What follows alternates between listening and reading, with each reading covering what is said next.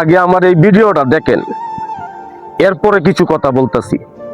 বিল্লাল ভাই একটা কথা বলছে না, যদি এই ছেলে কোনোদিন বড় হইয়া বলে আমার বাবার টাকার জন্য বিনা চিকিৎসায় মারা গেছে, এবার তোমরা আসো বাংলাদেশ, আমার কাছ থেকে 30 লক্ষ টাকা নিয়ে যাও আর আমার বাবাকে ফিরিয়ে দাও।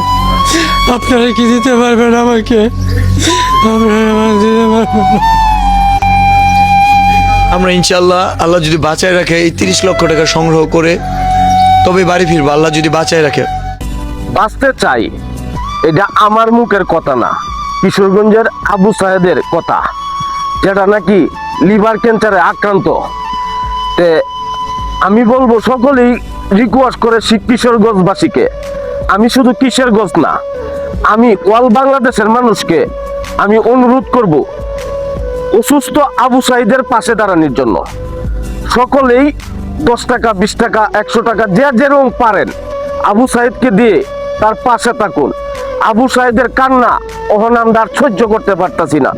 আমি সকল কন্ট্যাক্ট ডিওডার দেখছি, কিশোরগঞ্জ গেছে, অনেক কন্ট্যাক্ট ডিওডার গেছে, কিন্তু কেউ চোখে পানি দেখি না।